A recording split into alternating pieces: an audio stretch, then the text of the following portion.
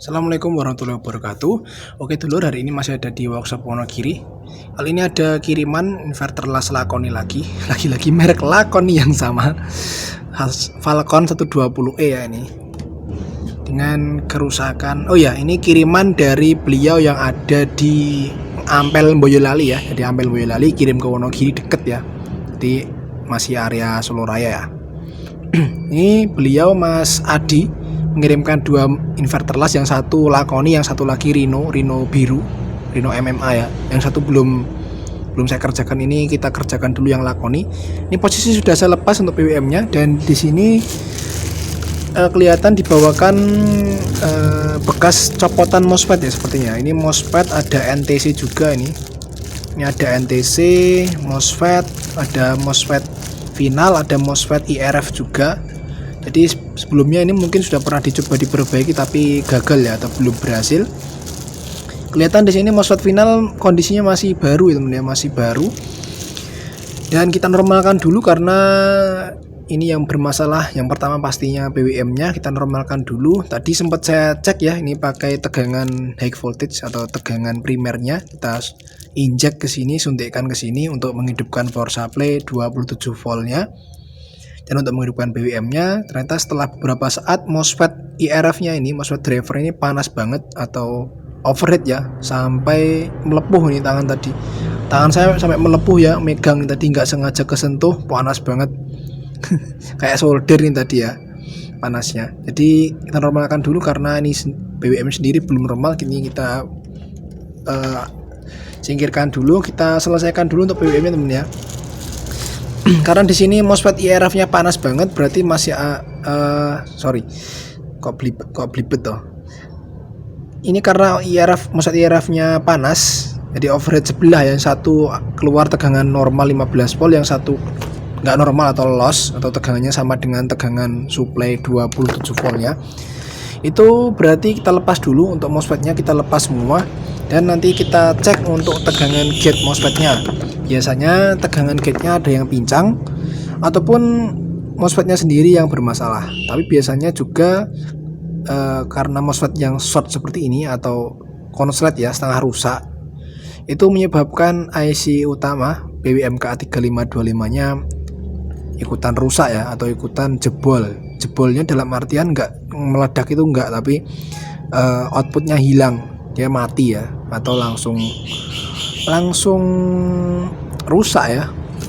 Kita lepas dulu untuk semua MOSFET driver, MOSFET IRF-nya kita lepas dulu, dan kita akan ngecek untuk jalurnya, jalur gate-nya apakah normal atau pincang, atau memang MOSFET-nya sendiri yang bermasalah ya.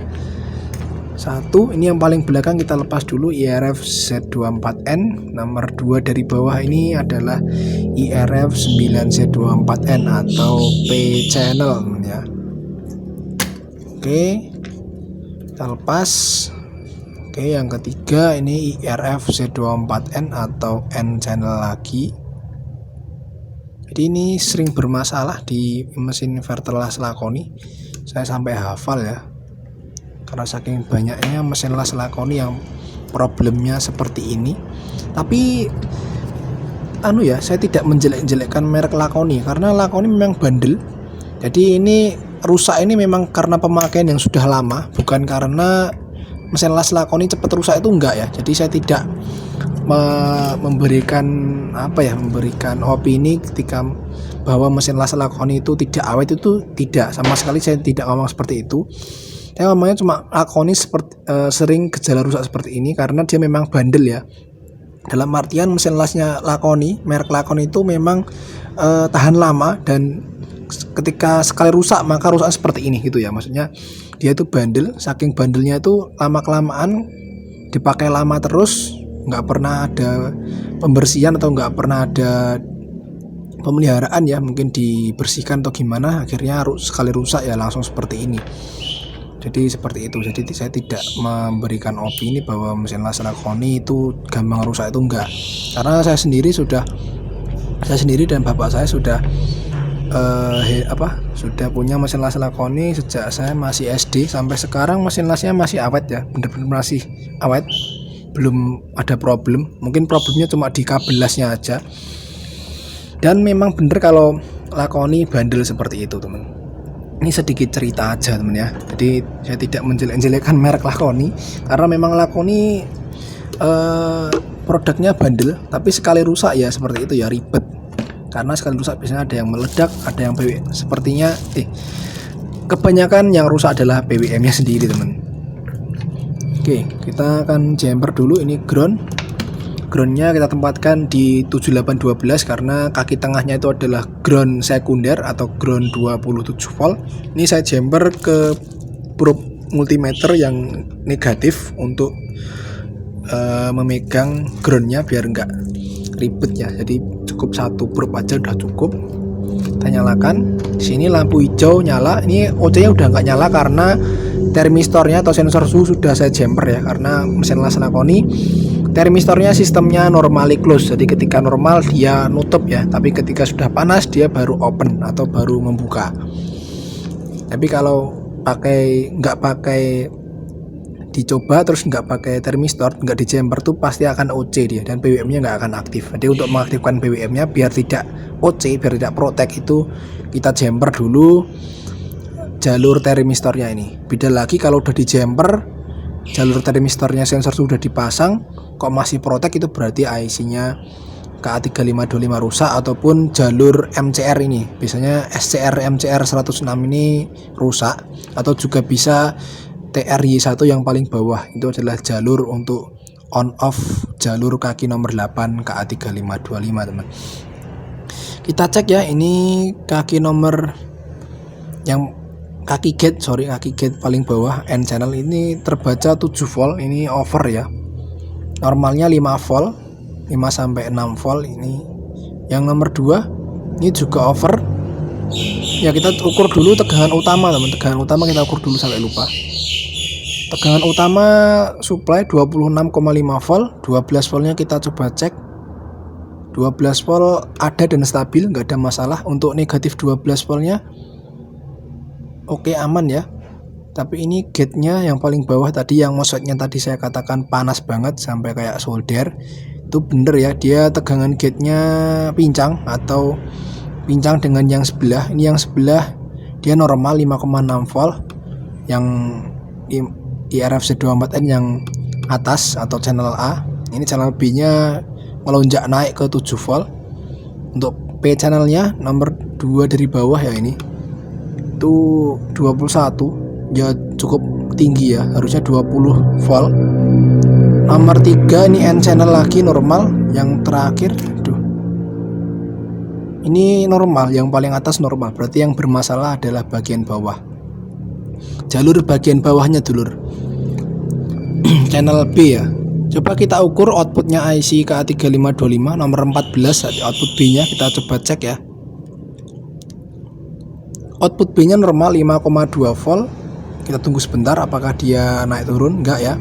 Nomor 11 nya output A nya 5,2 volt juga aman. Nomor 8 ini soft start, nanti kita ganti untuk kapasitor tantalum 4,76 normal.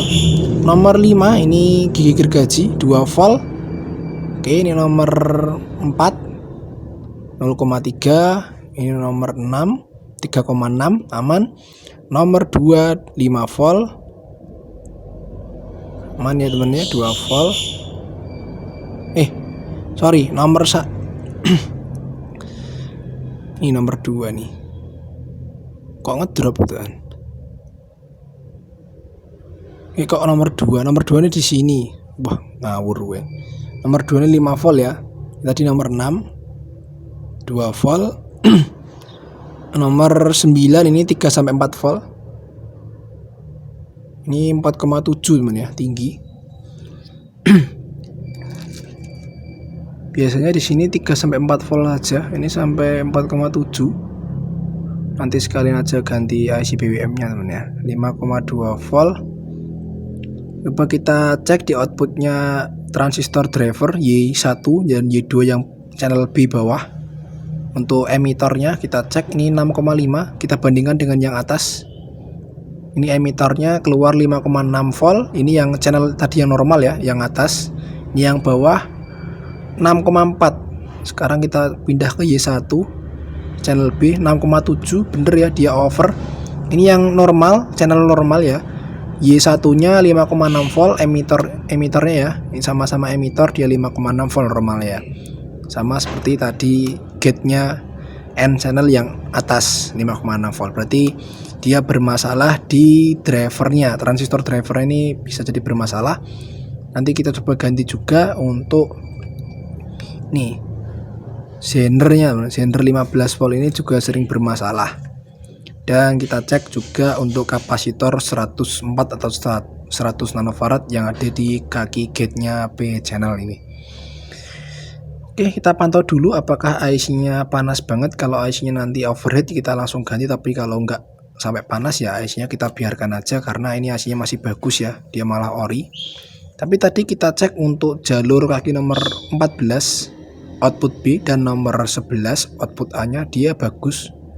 Dan coba kita cek pakai osiloskop. Saya penasaran sinyal outputnya seperti apa, yang output dari IC langsung ya. Maksudnya penasaran itu apakah dia ada apa itu namanya, kok lali aku ngasihan, ada ripple atau enggak ya. Ini nomor 14 kok agak aneh gitu ya. Ini ya 103 kHz itu dutinya 43,7%, tegangannya 5,6 volt ya, dia stabil, nggak ada cacat. Nomor 11 output A nya ini teman, output A ya, ini output A sama 103 kHz dengan dutinya 43,7 43,8 dengan VRMS nya 5,6 volt. Berarti IC masih aman. Kita coba cek di kaki nomor 5. Ini adalah gigi gergajinya ini ya. Oke, nomor 4 seperti ini. Ini nomor 9 5,2 volt malah tadi di sini 4,7 ya. Saya agak ragu karena tadi pin komparator atau pin nomor 9 itu harusnya 3 sampai 4 volt, ini kok sampai 4,7 ya. Oke, kita ganti aja temen untuk IC-nya biar lebih awet ya nanti ya. Oke, ini saya skip tadi ya karena prosesnya memakan waktu, nanti video yang terlalu panjang. Jadi seperti biasanya saya jelaskan setelah penggantian komponen apa saja yang diganti. Jadi IC sudah saya ganti ya, K3525 ini original dengan soketnya atau konektornya. Ini biar menjaga IC lebih tetap awet, biar tidak terkena kontak langsung dengan solder ya. Ini sudah saya pasang semua, jadi tadi lupa nggak sempet divideokan sebelum pasang IRF ya, tapi nanti kita jelaskan juga. Yang ganti setelah IC ini ya, transistor driver yang tadi channel B atau channel bawah yang tadi tegangannya over, tegangan gate-nya over, ini udah saya ganti pakai A1015 dan C1815 C1815 untuk menggantikan NPN atau Y1 dan A1015 untuk menggantikan Y2 atau S8550 ya, untuk menggantikan PNP, ini untuk menggantikan NPN atau S850. Untuk MOSFET-nya sendiri tadi ada dua yang ternyata rusak, IRF Z24N dan IRF 9Z24 sudah saya ganti pakai IRF 9540 P channel dan IRF 540N untuk N channelnya. Terus ini transistor paling bawah ini on off kaki nomor 8 saya buang biar nanti mesin lasnya lebih awet ya. Ini saya buang, ini protektornya saya buang ya, protektor sensor suhu saya buang karena di sini sudah ada protektor lagi di sini nanti ya. Untuk tantalum ini udah tak ganti seperti ini teman, tantalumnya. Nah yang warna kuning seperti ini nilainya 684 atau 0,68 mikrofarad ya, 680 nanofarad atau 0,68 mikrofarad. Ini di sini tempatnya di jalur kaki nomor 8 K3525 yang diseri dengan resistor kode 101 atau 100 ohm. Ini wajib diganti untuk mesin las lakoni biar nanti tidak kambuh rusaknya teman ya. Untuk RVUS ke jalur source-nya P channel dari 27 volt plus ke source-nya P channel ini saya ganti pakai 1 ohm. Kita coba nyalakan ya. Bismillah. Ini nanti cukup panas ya, lebih panas dari biasanya karena MOSFET-nya pakai IRF 540 dan IRF 40. Dia sifatnya lebih panas dari yang aslinya IRF Z24N dan IRF 9Z24N. Ini kita cek output drain-nya ya, 14,3, output B-nya 14,7. Sekarang kita cek bandingan tadi ya, yang tadi tegangan gate-nya nggak normal atau over. Sekarang kita bandingkan ini. Paling bawah N channel 5,4, nomor 2 ini P channel 19,9, nomor 3 ini N channel 5,5, dan yang terakhir P channel ini 20,8. Ini sampai ngebul ini ya. Kira masih ngebul ini lah. Ngebul. Kita ganti dulu ya, ini sepertinya ada yang bermasalah lagi. Jadi untuk IRF 9540 nya sepertinya walaupun baru tapi ini kayak bermasalah ya. Kita ganti nanti ya. Nanti sudah normal. Ini biasanya nggak sampai seperti ini, sampai ngebul tadi ya, berarti dia masalah. Yang penting sudah nggak pincang lagi tegangannya teman ya. Nanti siap dipasang ke PCB belakang teman ya. Kita coba cek ya. Ini pakai, waduh, glue. Panas banget nih. Ngebul bos. Waduh, obong meneh. Oke, saya akan perbaiki dulu lur. Ini ada yang konslet lagi sepertinya. Ya sampai ngebul. Oke lur, tadi ada sedikit kesalahan ya. Ternyata tadi ini IRF-nya jebol ya. Mungkin karena kualitasnya kurang bagus. Karena biasanya juga normal-normal aja. Tadi jebol yang IRF 9540, ini udah tak ganti yang baru. Oke, ini yang ori sudah bagus. Sekarang kita nyalakan lagi dan kita cek untuk tegangannya ya teman-teman. Tadi R-nya sampai gosong. Ini R-nya 1 ohm tadi gosong ya. Ini udah tak ganti lagi. Oke, kita lanjut ngecek dulu. Ini udah malam loh. Yang ngantuk ini. Ini ya tegangannya. Output dari resistor fuse 1 ohm 26 volt. Ini inputnya juga sama 26,2. Output drainnya ini saya jumper karena tadi ada yang putus ya jalurnya di tengah. Dari awal saya buka tadi emang jalurnya putus. 14,7. Output B, output A nya kita cek 14,65. Oke, kita cek dari bawah. Ini yang gate nya N channel, ini P channel. Oke, ini N channel lagi dan ini P channel. Tadi sempat saya ganti juga untuk sendernya ya, lupa. Sendernya ini saya ganti 15 volt 1 watt. Sender yang setengah watt sama 1/4 habis.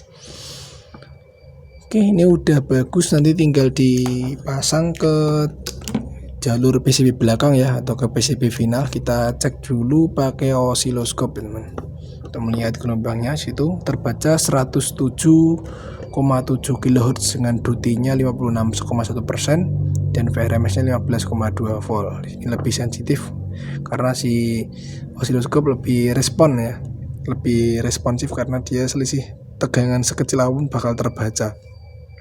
Ya, temper diff-nya di 2 mikrosecond.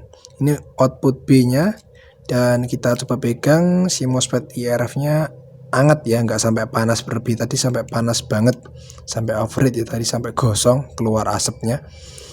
Ini yang output A-nya 107,5 sampai 107,6 kHz dengan duty cycle 55,9%.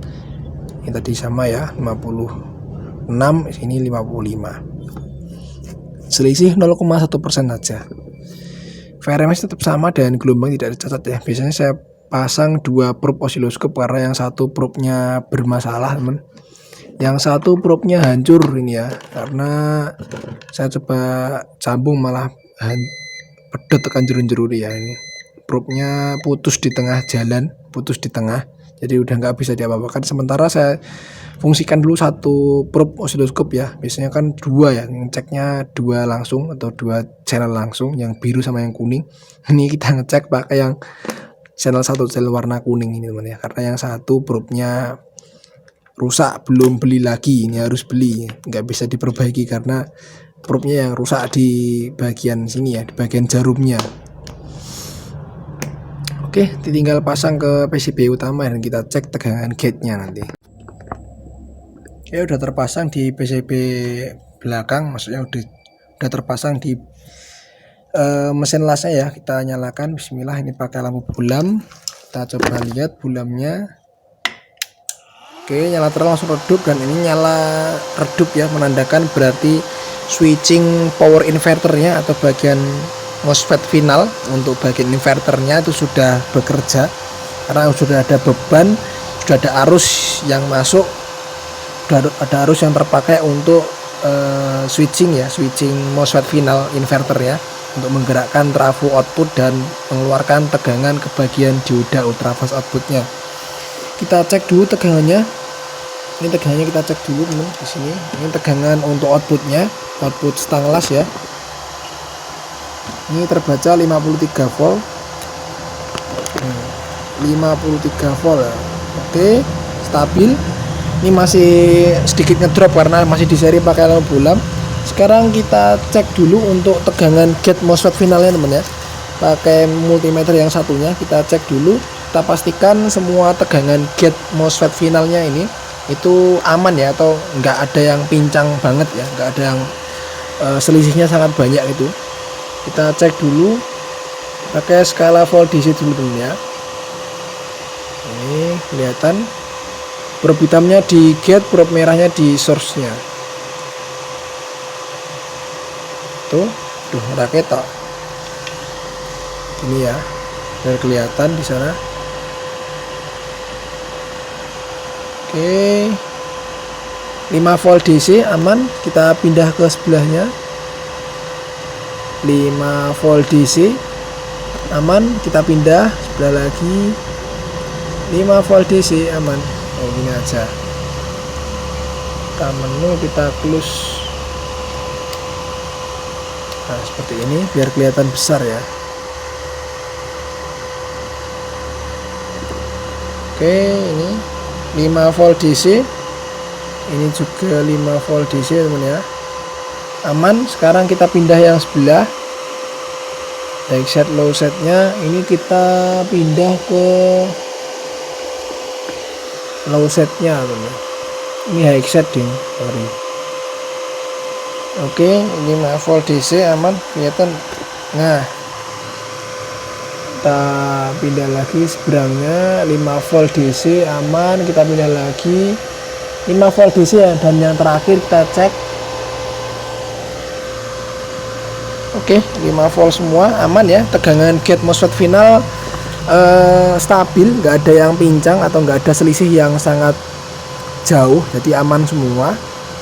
Dan kita pegang untuk air snubbernya harusnya keempatnya panas ya, atau hangat. Kalau ada salah satu yang nggak panas atau dingin sama sekali, nggak panas sama sekali, berarti ada kapasitor yang melar. Kapasitor snubbernya itu mungkin nilainya berkurang. Ini resistor snubbernya udah panas semua, berarti menandakan sudah aman. Nanti tinggal dites untuk pengelasan. Oke, terima kasih telah nonton video ini, semoga bermanfaat. Sampai jumpa di video selanjutnya. Bagi yang mau ngirim mesin inverter las, mesin las MMA, mesin las MIG, mesin las TIG, ataupun mau mengirim PCB modul BWM saja atau power supply-nya, ataupun mungkin mengirim driver power amplifier